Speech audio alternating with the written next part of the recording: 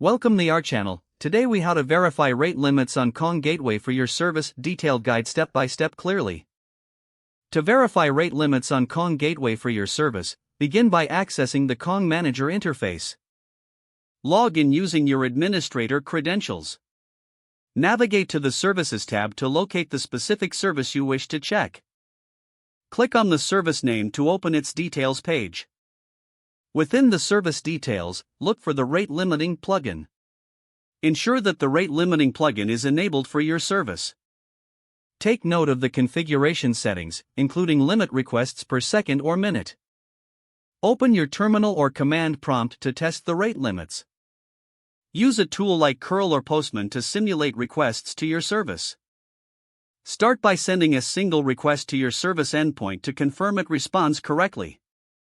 Gradually increase the number of requests to test the limits imposed by the rate limiting plugin.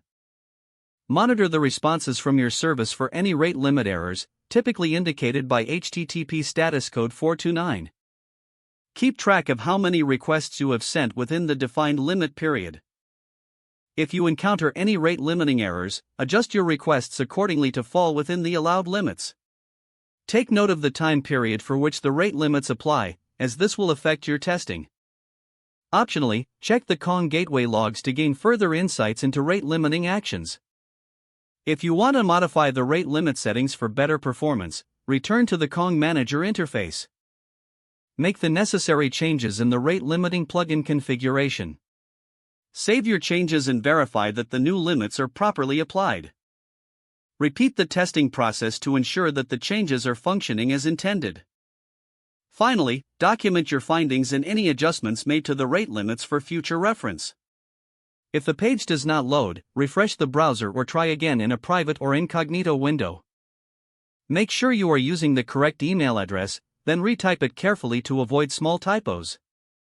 If your password is not accepted, use the reset option and create a new strong password you can remember. Check your spam folder for verification or security emails, then complete any requested confirmation steps. Enable two-factor authentication if available to improve account security and reduce unauthorized access risk.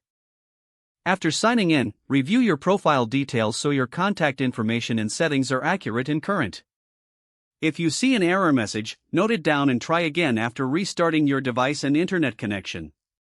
Don't forget to like this video and subscribe to our channel for more step-by-step tech guides.